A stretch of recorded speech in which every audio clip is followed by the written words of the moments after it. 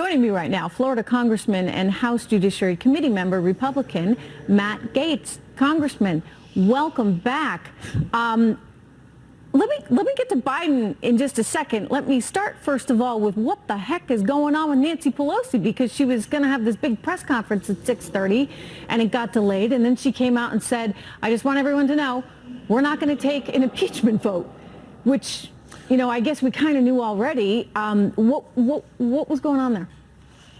Well, we Republicans have been pushing for a vote so that there are procedures, so that we know who's able to attend the hearings, who's able to present evidence, and so that we might have the same rights in defending President Trump against an improper impeachment that Democrats had when they defended Bill Clinton. We're asking for no more or no less than Bill Clinton got as far as due process, but Nancy Pelosi wants to run an unfair impeachment, and thus she doesn't want to have a vote. What I can tell you, Trish, is that over the break, many of my Democrat colleagues received phone calls from Jim Clyburn, the whip of the Democratic caucus. And so it must be that when the whip reported back to Nancy Pelosi regarding those conversations, that there was not sufficient support in the Democratic caucus to move forward with an impeachment vote. That's deeply troubling because this impeachment is damaging our country. It's damaging our president's hand as he tries to settle global peace and as he tries to make the world a safer place. And yet Democrats aren't willing to put their own name to their own flawed impeachment investigation. Listen, I mean, when I heard this news and we heard she was going to have this press conference, and it was quite possible that she was going to say, look, we have the votes and we're going to have a vote on impeachment, I thought, hallelujah, right? Because it feels like that's a more democratic, more fair process. And the president has already said, and we can show the viewer here, that if it's a fair process, if they actually took a vote, he'd be willing to turn over whatever he needs to turn over. Here we go. If they vote and say you can't have lawyers, you can't ask questions, you can't have anybody present, all of these crazy things. And even some of the reporters said to me, it really is an unfair situation. If Pelosi holds a vote on the floor on impeachment and commits to the rules of previous impeachment proceedings, you'll participate in that investigation? Yeah, if the rules are fair, because I don't know exactly your definition. If Republicans get a fair shake.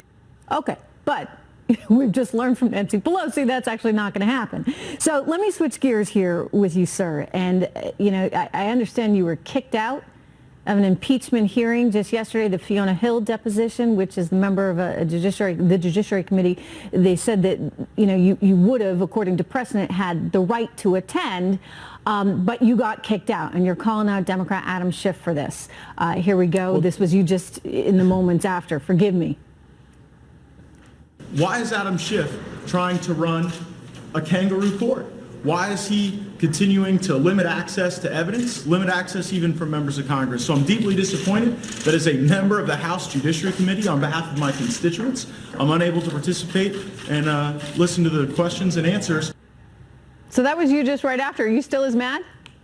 I am. I'm deeply frustrated. I'm frustrated on behalf of our country. And I'm also a bit flummoxed because on September 12th, it was the chairman of the Judiciary Committee, Jerry Nadler, who launched the impeachment investigation. And now the members of our own committee aren't able to participate in the investigation that our own chairman started. And it shows that this is like watching the Keystone Cops trying to organize an impeachment process, and it erodes any confidence that the American people would have in the result. I'm an old litigator. I can tell you, Trish, that when your facts are good, you want people to see them. You want them exposed so that they can be absorbed into the factual understanding of what occurred. But here Adam Schiff's facts are terrible, and so their strategy throughout this whole process will be to keep evidence away from the American people, selectively leak information out of context to liberal news outlets, and hope that that pollutes the American public on the work of this president, work that I believe was entirely appropriate based on the reporting that you were commenting on in your opening.